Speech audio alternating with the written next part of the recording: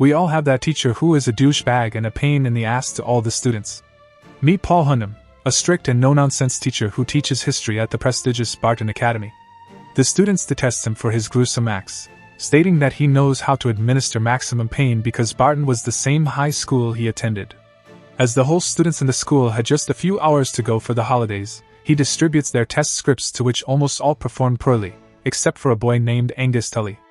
Known for his troublemaking reputation both in school and in the dorm, especially with his rival Teddy. Back in class, Teddy advocates for a change in their grades, stating that he can't fail his class again. On hearing this, Paul offers a makeup test, but focusing on new material outside what he taught. Angus tries to speak up for the class, but it only makes Paul angrily decide to leave the previous grades as they are, urging the student to take it up with Angus because he knows too much.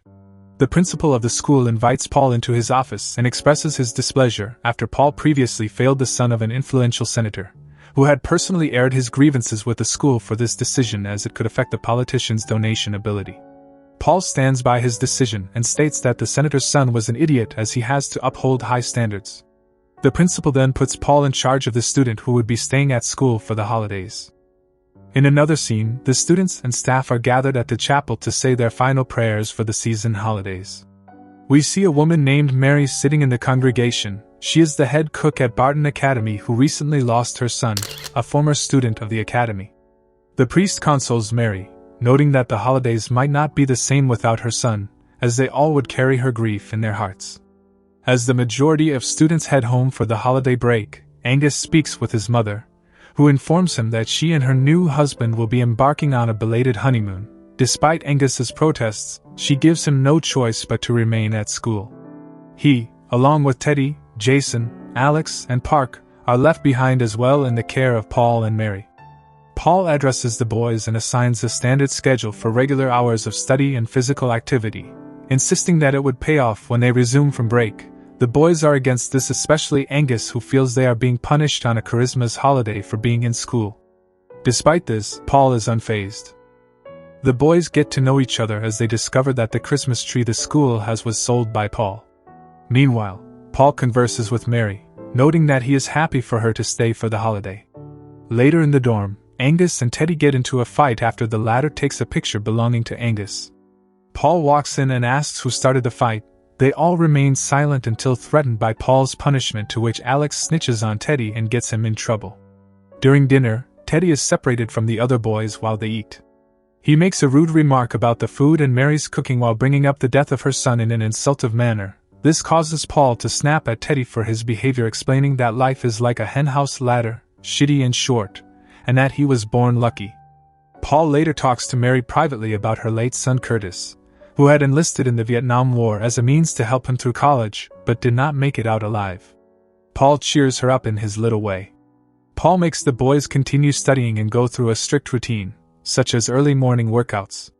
While outside, Teddy bullies Alex for telling on him and throws one of his gloves away so he loses it. Angus tells Alex that he was left with one glove so that the pain would sting much more. Then Alex suddenly walks up to the river and throws the other glove in. At night, Angus hears Park crying since he is far away from his family. He has also wet the bed from a nightmare, to which Angus promises to take care of it and not reveal his secret. The next morning, while the boys were studying, a helicopter flies over the school, to which Jason recognizes his parents. He tells them they all could come with him for the holiday, but Paul has to get approval from their parents. Paul contacts all the boys' parents and they agree, but Angus's parents can't be reached. They are all forced to leave without him, to which they bid their goodbyes. This is painful for Angus. Angus spends more time with Paul and Mary watching movies and keeping good company. They talk about how Paul rarely leaves campus, and Mary also asks where the most desired place he would go to if he leaves campus. Paul insists that it's Greece or Italy, and he would also like to finish a book that he started when he was in college. Angus spends much of the night being mischievous, sneaking in the kitchen and smoking. The next morning, Paul brings cookies on the table to both Mary and Angus. Angus excuses himself and makes a phone call against Paul's order. Paul and Angus get into a shouting match, which leads Angus to start throwing wastes and removing posters on the wall, and ends when Angus makes a jump in the gym and ends up dislocating his shoulder. Paul rushes the boy to the hospital, where Paul admits that Angus would get him fired. But Angus convinces the hospital that Paul is his father, and the accident was all his fault, saving Paul from being accused and losing his job. Paul witnesses the doctor and nurse pop Angus' shoulder back into place. Angus subtly tells Paul that he owes him one for getting out of this mess. Afterwards, Paul takes Angus to a diner where they find another teacher, Lydia, who is picking up extra shifts during the holidays. Angus steps away to play on a pinball machine and ends up getting on the bad side of 2 other patrons. When they attempt to escalate things into a fight, Paul smooths things over by offering to buy the men beer. They agree and back off, though Angus thinks Paul let them off too easily. Angus later brings up how Lydia invited Paul to a Christmas party, and wants to go since he's been cooped up in the school too long. Mary agrees and joins the two, along with another companion named Danny, the school cleaner. Once they arrive at Lydia's house, Angus hits it off with Lydia's niece Elise as he helps her with activities with kids, and they share a kiss. Paul and Lydia have a long and beautiful conversation.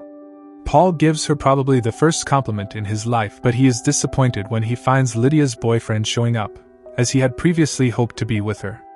Mary then gets too drunk and emotional over Curtis' death, leading Paul and Angus to walk her out. When Paul says that going to the party was a bad idea, he and Angus argue until Paul says he was hoping Angus's father would come take him away, which leads to Angus saying his father is dead before storming off. Mary then berates Paul for his words, explaining that you can't tell a boy who has been left behind at Christmas that nobody wants him. Paul has a rethink that night, and he has to do something. In the morning, which is Christmas Day, Paul surprises the two with a Christmas tree and gifts. He also gives Angus a Christmas card from his mom. During the Christmas dinner, Angus admits that he has never had a real Christmas dinner, stating his mom always orders the food. Paul gives a toast and asks if there is any way he could make the holidays cheerier. They should ask. Angus states that he wants to go into Boston rather than be stuck at the school. Paul opposes but eventually relents, making Angus excited. Mary goes along so that they may drop her off at her pregnant sister's home. Paul and Angus end up spending the day together, bonding and making jokes together over subjects such as Paul's sex life. Paul also takes Angus ice skating.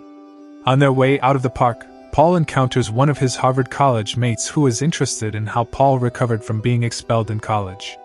Paul reveals that he is a lecturer abroad and has a grand book he wants to publish, but in the real scene he never went to college again and was stuck being a high school teacher. They both part ways on a good note, as he was happy to see that Paul has gotten back on his feet. Angus criticizes Paul for lying, but the latter replies that he did not want to give the man a sob story about himself, stating it is irrelevant. Meanwhile, Mary's sister gives her a big hug and they talk for hours, catching up on lost time. She eventually reveals to Mary that the name of her child would be Curtis, in remembrance of her lost son. This melts Mary's heart. The next day, Paul catches Angus sneaking out in a taxi. When confronted, Angus admits that he was going to visit his father. Paul decides to go along with it, thinking they are going to a cemetery. In truth, Angus's father Thomas is alive and is institutionalized. Angus visits him and tells him about what he has been up to, hoping that Thomas can be sent home. Thomas simply responds that he thinks the staff are doing something to his medicine. Angus leaves, disappointed his father has not gotten better. He later goes out to dinner with Paul and expresses his fears that he will end up like his father, and he thinks this is why his mother tries to spend time away from him. Paul states that while Angus is a pain in the ass, he is a brilliant young man and will not be anything like either of his parents, maintaining the fact that his history does not dictate his destiny. Mary meets the duo at the restaurant, and they all celebrate a good holiday season and a great new year. Paul, Angus, and Mary later return to Barton. After the holidays are over, Angus reunites with his classmates and laughs over Teddy getting sunburn on his face, as Paul calls Teddy Icarus and asks if he flew a little close to the sun. After class, Paul is then called to the principal's office to meet Judy and Stanley, Angus' mother and stepfather, as they learned about the field trip and how Angus visited Thomas, who now believes he is ready to come home when he is not in any good condition. When the orderlies tried to tell Thomas, he got violent and wanted to bat their brains out with the Christmas present Angus gave him. Judy believes Angus talked Paul into taking the trip, which would get him kicked out of Barton and on his way to military school.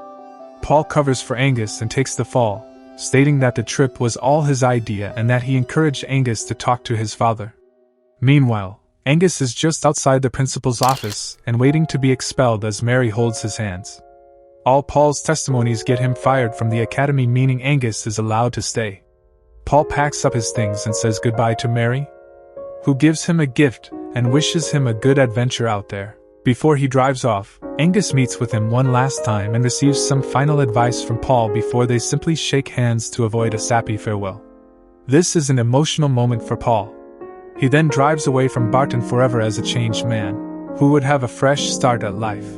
Please subscribe to support the channel, and stay updated for more videos like this. See you next time.